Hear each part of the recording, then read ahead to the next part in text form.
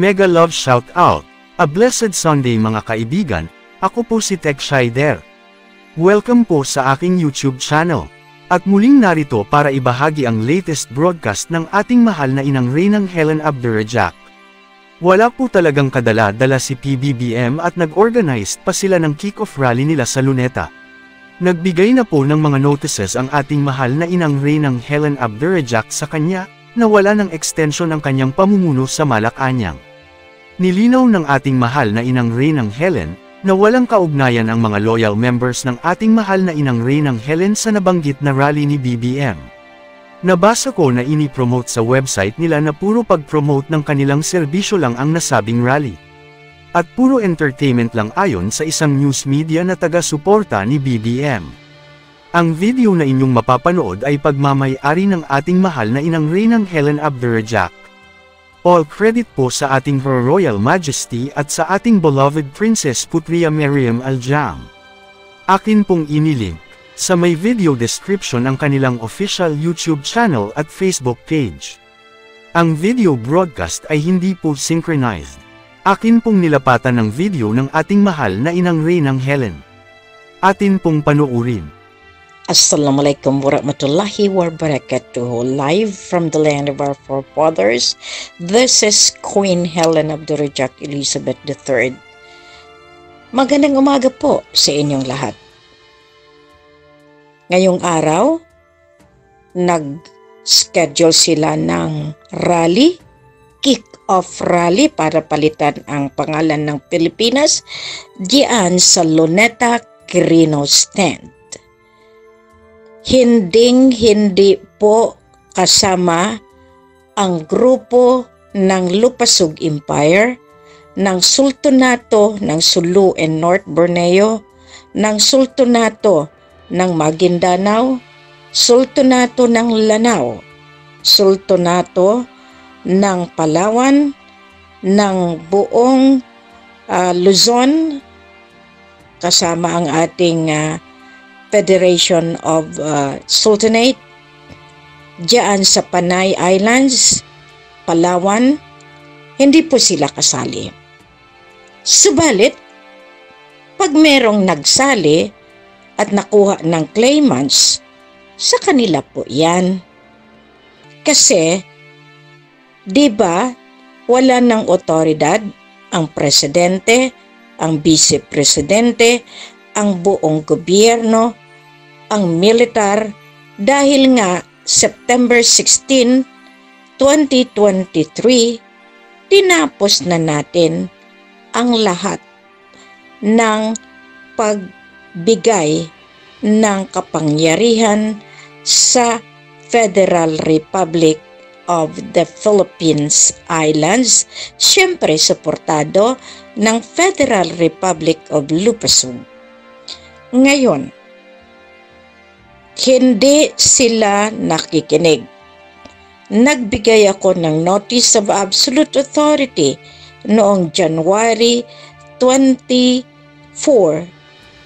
2022. Tingnan nyo kung paano ang kagagawan nila. Ngayon, mag-kick off sila. Ang tanong, saan sila kukuha ng pera? Nangungutang sila, yung inuutangan nila, wala rin pera. Collapse na po maraming bangko sa Europa, sa United States, sa Australia. Kayo, anong inaantay ninyo? Maraming beses na kayo binigyan ng babala, binigyan ng notices. United Nations nandiyan na. Nandiyan na ang ICC. Nandiyan na yung ICJ. Nag-pronounce pa, nag-announce pa. Si Bongbong, wala na nga siyang otoridad. Ngayon, you are talking about constitutional rights. Constitution. Revolutionary constitution kayo. Pero tinapos ko na in September 16, 2023. Ano pa ang inyong lalabasan. Lahat kayo claimants, kaya ang rally ninyo claimants. Ngayon, mamarkahan natin, nagmarka na, nagbigay na ng notice si Jovelyn Tibuasan. Jovelyn, makinig ka mabuti. Saan ka kukuha ng otoridad mo? Kay Inday Sara? Kay Bongbong? Sa SEC? Alam nyo, talagang kalapastangan ng harap-harapan. Wala na kayong ginawa kundi iligaw ang tao. Wala na kayong ginawa, lalo na yung nagnanakaw ng mga accounts na ginagamit ninyo. Hindi ba kayo nahihiya niyan? Gutom na ang buong Pilipinas na mga tao. Gutom na ang mga pobre. Pero ngayon ang sinusuportahan ninyo, maling-mali pa rin. Okay lang, diretsuhin nyo. Pero kung ano mangyari sa inyo sa rally, huwag kayong manisi. Huwag kayong sisisi at huwag kayong magdahilan na hindi ko kayo binalaan. Kagagawan po iyan ng mga dilawan, pulahan na claimants. Wala na pong matitino. Alam ni Romualdez kung anong kasalanan niya. Nag-usap kami niyan many times. Sa lahat ng events, si Enrile kasama yan. Si Ramos. Lahat kayo na politiko, minaliit ninyo yung maliit na meron palang kakayahan para kayo ay litisin. United Nations Authority, International Court Authority, World Bank, Central Bank, inaangkin nyo lahat. Ngayon kung sino yung nagsabi na papuputol sa ng ulo, di putulan na. Kasi wala naman kayong nagawa sa bayan. Meron pa ba kayong magawa? Puro kayo eleksyon. Puro kayo para pansarili. Kaya kayo, mga pobre na ginagamit, paaabuso pa ba kayo? Saan kayo dadating? Saan kayo patutungo? Puro na lang kayo noon rally, support, election, support, lahat. Meron ba silang binigay sa inyo para kayo umangat? Sila ang nagkakamansyon. Sila ang dumadali. Bundat ang tiyan. Kayo gutom. Yan pa ba ang gusto niyong buhay? Ito si Queen. Naghahabol ng kaparaanan. Pero tumutulong ba kayo? Meron ba kayong naitulong? Para murahin niyo ako ng kung dyan sa Facebook. Ngayon, susuporta kayo. Classified kayo, claimants. Gobyerno, claimants. Militar, claimants. Lahat kayong mga claimants, hindi uubra sa tinatawag na law of ownership of the sovereignty. Sovereign yang pinag-uusapan. Wala kayong karapatan, lapastanganin ang may-ari ng sovereignty. Yan, tandaan ninyo. Now, minaliit nyo ng husto si Queen. Pinagmumura nyo pa. Nilapastangan nyo, niyurakan, dinuduruan. Talagang napakasakit. Araw-gabi binubuno ko para tulungan kayo. Ganyan ang igaganti nyo. Lahat ba ng mga sinugo, hindi kami katulad ng iba. No? Nagbibigay ng kung anong mga promises. Ang promisa ko, pag natapos ko ang misyon, lalabas ang pera. Kayo sumasalungat, wala pa sa tuno. Hindi kayo nahiya? O kaya wala na talaga kayong hiya? Sige, tuloy nyo lang ha.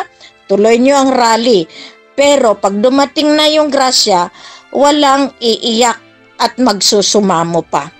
Gumagawa kayo ng iskandalo mismo sa buong mundo dahil ayaw nyo pa rin tanggapin na tinalo ko kayo. Talo kayo eh. Ang talunan ganyan. Ano lang naman ang sinabi ko sa inyo? Kilalanin nyo ang apo ng Malaysia. Si Raja Mamay. Hindi yung kapatid. Diba nahuli na o pinahuhuli nyo pa lang? Dapat yan ang bigyan nyo ng hustisya. Kasi Birds of the same feather flocks together. Pare-pareho kasi kayo, mga magnanakaw, ninanakaw, harap-harapan. Hindi ba kayo nahihiya? Kinakain nyo galing sa nakaw. Mga pasimpleng magnanakaw ay mga white collar. Ay naku po, mahiya na po kayo sa balat nyo. Pero ako po nagsalita ngayon dahil hindi man ako kailangan diyan at kung ano man ang gawin ng mga makapangyarihan, hindi nyo na ako masisisi. Sige, sali kayo kasi wala naman kayong mga kwenta. Sabi ko nga sa makapangyarihan, huwag nyo nang pansinin kasi walang kwenta. Ang nilalaban ni Queen ay may kwenta, may balor, may puso, may karapatan mamuhay sa malinis na paraan, hindi magnanakaw, hindi lords ng mga droga, lords ng gambling, ng casino, hindi po yan ang kailangan natin. Maraming salamat. Bato-bato sa langit ang matamaan, bukol. Leon na lang. Sige, rally kayo ng rally, pero intayin ninyo kasi may batas na magbibigay sa inyo ng hustisya. Yan ang tandaan nyo. Si Queen, pag nananahimik, malalim yan. Diyan kayo mag-isip at diyan kayo dapat matakot. Ni minsan, hindi ako nagyabang sa kapangyarihan binigay sa akin. This is my birthright. Bago man ako pinanganak, napili na kami. Pinili na kami ni Kuya Raja. Ang destiny is to help, to save each and every one na nalugmok sa kahirapan. Ngayon, nandiyan na, haharangin nyo na naman. Wala kayong kwenta nga na tulungan. Now, kung gusto nyo magkaroon kayo ng balor, ng importansya, na mayroon na kayong kwenta, magtino kayo. Huwag na kayong sumama sa presidente na claimants. Maraming salamat. Masalam.